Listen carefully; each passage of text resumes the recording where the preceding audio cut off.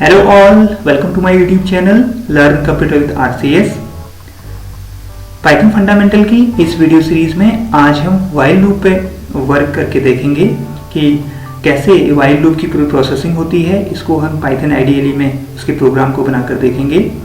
अपने previous video में मैंने आपको फॉर लूप की कंप्लीट प्रोसेसिंग पाइथन आईडीएलई में उसको प्रोग्राम के साथ समझाया था। आई होप आपने मेरा वो वीडियो देख लिया होगा। अगर अभी तक आपने वो वीडियो नहीं देखा है तो उसका लिंक आपको डिस्क्रिप्शन में मिल जाएगा, आप उस वीडियो को देख लें। तो चलिए स्टार्ट करते हैं आज के वीडियो को। But before starting the video, अगर आप चैनल पर नए हैं तो चैनल को सब्सक्राइब कर लीजिए और नोटिफिकेशन के लिए you can press the bell icon also. Let's start our topic the while loop in Python. इसके लिए सबसे पहले मुझे पाइथन आईडीएलई ओपन करनी पड़ेगी, तो मैं शॉर्टकट तरीके से पाइथन आईडीएलई को ओपन कर लेता हूँ स्क्रीन पे।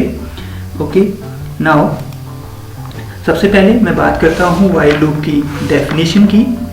तो मैं व्हाइल लूप की डेफिनेशन पढ़ रहा हूँ। और while loop is a conditional loop that will repeat the instruction within itself as long as the condition remains true. Okay, तो कहने का मतलब है कि व्हाइल लूप क्या है, एक कंडीशनल लूप है जो उसकी बॉडी के अंदर जितने भी इंस्ट्रक्शंस होते हैं उनको रिपीट करते रहता है जब तक कंडीशन ट्रू रहती है। ठीक है, तो कोई भी जब लूप हम बनाते हैं या वर्क करते हैं किसी लूप पे, तो तीन उसके मेन इंपॉर्टेंट एलिमेंट्स होते हैं। एक होता है इनिशियलाइजेशन, मतलब कि हम जो लूप वेरिएबल यूज कर रहे हैं उसको कुछ इनिशियल वैल्यू हम प्रोवाइड करें। सेकंड होता है कंडीशन, कि उस किस अकॉर्डिंग वो चलेगा, कौन सी कंडीशन जब तक वो ट्रू रहेगी तब तक वो वर्क करता रहेगा। और थर्ड है उसमें अपडेट एक्सप्रेशन, कि जो लूप वेरिएबल है उसकी वैल्यू में हम कुछ ना कुछ अपडेट करते रहें, चाहे हम उसमें इंक्रीमेंट करें चाहे हम डिक्रीमेंट करें। ठीक है, तो सबसे पहले मैं व्हाइल लूप को आपको प्रोसेसिंग समझा रहा हूँ। तो मैं एक वेरिएबल ले लेता हूँ, उसको इनिशियल वैल्यू मैंने प्रोवाइड कर दी यहाँ पर a=5। ओके, देन अब मैं यहाँ पर व्हाइल लूप का सिंटैक्स लिखूंगा। तो व्हाइल लूप के लिए हमें व्हाइल कीवर्ड का यूज़ करना पड़ता है। एंड देन इसके बाद आती है कंडीशन। तो मैं यहाँ पर लिख रहा हूँ while a greater than 0 and then colon. Okay, now इसके बाद कंट्रोलर व्हाइल की बॉडी में चला जाएगा और इसकी बॉडी के अंदर मैं अब एक्सप्रेशंस यहाँ पर लिखूंगा, स्टेटमेंट्स यहाँ लिखूंगा, जिन स्टेटमेंट्स को मैंने क्या करना है, रिपीट करना है। ठीक है, तो यहाँ पर मैं एक स्टेटमेंट लिख दे रहा हूँ, प्रिंट हेलो। मैं एक स्ट्रिंग को प्रिंट कराना चाह रहा हूँ, हेलो को। ठीक है, और उसके बाद फाइनली जब मेरा कंप्लीट होगा तो मुझे क्या देना पड़ेगा, अपडेट एक्सप्रेशन भी देना पड़ेगा। दैट मीन्स मेरा लूप वेरिएबल क्या है, अभी ए है। ठीक, ए एक लूप वेरिएबल है तो इसको अपडेट भी करना जरूरी है, ताकि एक कंडीशन में आकर के ये जो आपकी व्हाइल की कंडीशन है वो क्या हो जाए, फॉल्स हो जाए। नहीं तो अदरवाइज लूप क्या होता रहेगा, इटरेट होता रहेगा और इनफाइनाइट टाइम इटरेट हो जाएगा। दैट मीन्स कभी ख़त्म ही नहीं होगा लूप, तो आपका प्रोग्राम सही से वर्क नहीं करेगा। तो मैं यहाँ पर ई को अपडेट कर देता हूँ। अपडेट इस केस में मैं डिक्रीमेंट कर रहा हूँ, a=a-1 मैंने एक स्टेटमेंट लिख दिया। ठीक है, तो इस ढंग से आपका अब जब मैं इसको रन कराऊंगा तो आप देखेंगे कि आपका 5 टाइम आपकी स्क्रीन पे हेलो प्रिंट हुआ है। दैट मीन्स ये 5 टाइम ये लूप क्या हुआ, रिपीट हुआ आपका। ठीक है, और उसने हर बार प्रिंट स्टेटमेंट को एग्जीक्यूट किया। तो फर्स्ट केस में a की वैल्यू 5 थी और 5 वाइल यहाँ पर कंडीशन ट्रू चेक हुआ, 5 greater than 0 condition is true, तो प्रिंट स्टेटमेंट एग्जीक्यूट हुआ, फर्स्ट हेलो प्रिंट हो गया। फिर a की वैल्यू में डिक्रीमेंट हो गया, a की वैल्यू 4 हो गई है, तो 4 के लिए फिर कंडीशन चेक हुई, 4 greater than 0, again print statement execute हुआ, सेकंड हेलो प्रिंट हो गया। a की वैल्यू में फिर डिक्रीमेंट हो गया, 3 greater than 0, print statement third hello. फिर a की वैल्यू में डिक्रीमेंट, a की value 2 greater than 0 condition is true, fourth hello print हो गया। अब a की वैल्यू में डिक्रीमेंट हो गया 1 greater than 0 condition is true, then fifth time आपका हेलो आपकी स्क्रीन पर प्रिंट हो गया। ठीक है, एंड फाइनली a की वैल्यू अब क्या हो जाएगी, 0 हो जाएगी। तो 0 के लिए 0 ग्रेटर देन 0 कंडीशन क्या है, फॉल्स हो गई है आपकी। ठीक, तो अब आपका कंट्रोलर व्हाइल लूप से बाहर आ जाएगा। तो इस तरीके से इसने 5 टाइम आपकी स्क्रीन पे हेलो को प्रिंट कर दिया।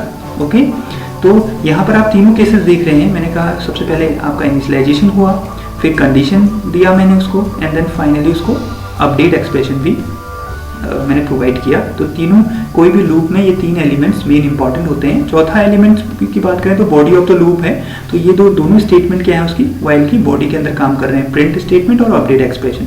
ओके, तो इस तरह से वाइल लूप को हम एक और नेम से प्रोवाइड करते हैं या यूज करते हैं इसके लिए, entry control loop. Entry control loop इसलिए बोला जाता है क्योंकि जब भी कंट्रोलर बॉडी के अंदर जा रहा है उससे पहले कंडीशन क्या हो रही है, चेक हो रही है। ठीक है, पहले कंडीशन चेक हो रही है, अगर कंडीशन ट्रू है तभी वो कंट्रोलर आपका प्रिंट स्टेटमेंट को एग्जीक्यूट कर रहा है। ठीक है, दैट मीन्स बॉडी के अंदर कंट्रोलर तभी जा रहा है जब कंडीशन ट्रू हो, चेक हो रही है। तो चेक हो रही है तो इसका मतलब पहले ही एंट्री टाइम पे ही आपके चेकिंग हो रही है, तो इसलिए इसको हम एंट्री कंट्रोल लूप भी बोलते हैं। ठीक है, तो इसको और बेहतर ढंग से समझने के लिए एक और प्रोग्राम मैं आपको बना के इसका दिखाता हूँ वाइल लूप का। तो जब प्रोग्राम की बात होती है तो मुझे इसमें स्क्रिप्ट मोड का यूज़ करना पड़ेगा। तो मैं यहाँ से एक न्यू फाइल चूज़ कर लेता हूँ। मैं एक प्रोग्राम बना रहा हूँ, program to calculate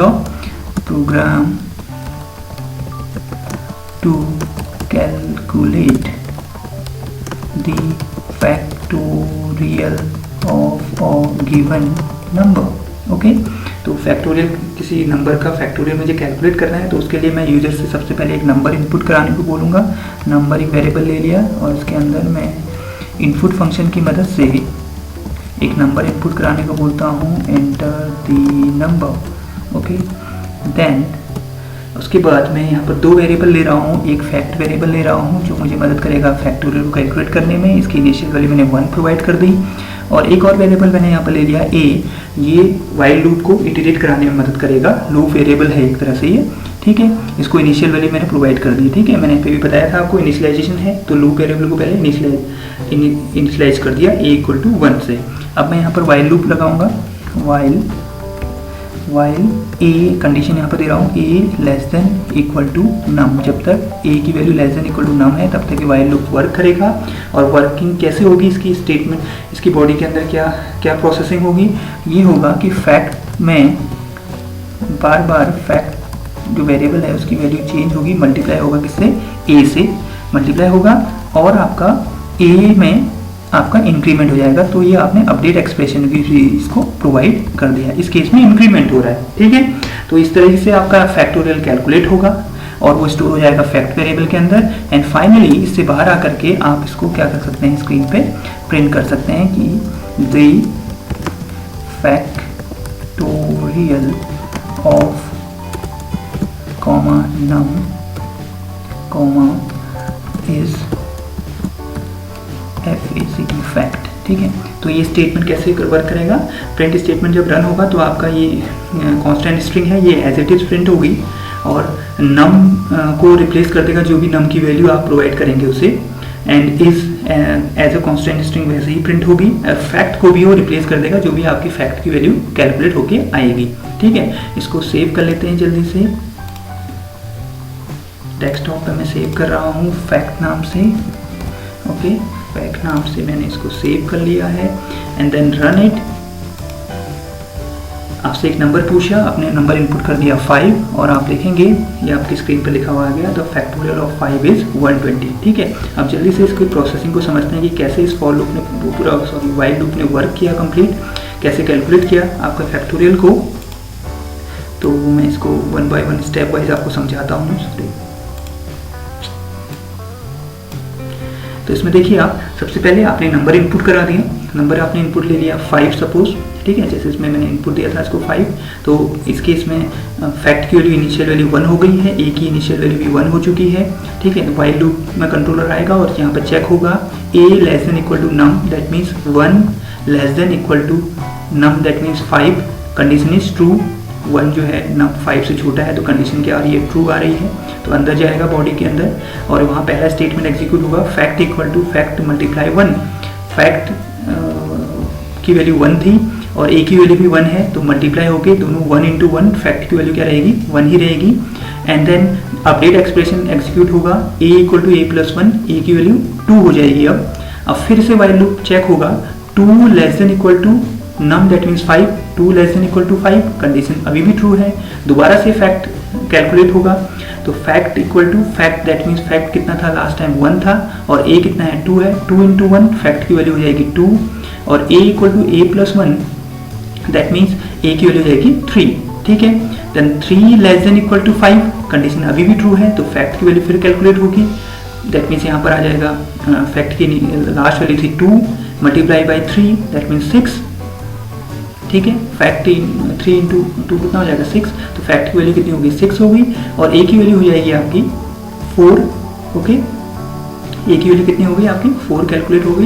and then 4 less than equal to 5, condition अभी भी ट्रू है, तो फिर से फैक्ट कैलकुलेट होगा, और फैक्ट की वैल्यू लास्ट वैल्यू थी 6 इंटू 4 दैट मीन 24 फैक्टोरियल की वैल्यू कितनी होगी 24 होगी, और a equal to a plus 1 that means 5 होगी ए की वैल्यू, ठीक। 5 less than equal to 5, condition true है क्योंकि इक्वल है। लेस देन इक्वल टू में दोनों के केस चेक होते हैं, या तो इक्वल होना लेस देन होना चाहिए या इक्वल टू होना चाहिए, तो ये केस आपका ट्रू हो रहा है। 5 लेस देन इक्वल टू 5, तो फिर से फैक्ट की वैल्यू कैलकुलेट होगी। फैक्ट की लास्ट वैल्यू थी आपकी 24, और ए की वैल्यू है 5, और 24 को 5 से मल्टीप्लाई करेंगे तो आपका आ जाएगा 120। फिर देन एग्जीक्यूट आपका अपडेट एक्सप्रेशन एग्जीक्यूट होगा, और ए की वैल्यू हो जाएगी 6, 5 प्लस 1 6 हो जाएगी, तो फिर से वाइल लूप चेक होगा, और यहाँ पर चेक होगा 6 less than equal to 5, condition क्या हो रही है फॉल्स हो रही है, तो सीधे कंट्रोलर कौन से स्टेटमेंट में आ जाएगा, वाइल लूप से बाहर जो अगला स्टेटमेंट उसे प्रिंट करना है उस स्टेटमेंट में आ जाएगा, और आपकी स्क्रीन पर लिखा होगा the factorial of num that means 5 is fact. Fact की वैल्यू हमने क्या कैलकुलेट करी थी 120 कैलकुलेट करी थी, तो उसने फैक्ट को 120 से रिप्लेस कर दिया, ठीक है। तो इसी तरीके से आप कोई दूसरा नंबर इसमें इनपुट कराएंगे तो उसके लिए भी वाइल लूप इतने ही टाइम क्या होगा इटरेट होगा, ठीक है। तो ये थी वाइल लूप की कंप्लीट प्रोसेसिंग। और भी कई सारे प्रोग्राम्स वाइल लूप की मदद से आप बना सकते हैं। आई होप आपको ये समझ में आ गया होगा। कैसा लगा आपको ये वीडियो आप कमेंट सेक्शन के माध्यम से मुझे कमेंट करके बता सकते हैं, और अगर आप चैनल पर नए हैं तो चैनल को सब्सक्राइब कर लीजिए, बेल आइकन को भी प्रेस कर लीजिए ताकि आपको आने वाली वीडियोस की इन्फॉर्मेशन मिल जाए। मिलते हैं अगले वीडियो में कुछ नए टॉपिक के साथ। Thanks for watching.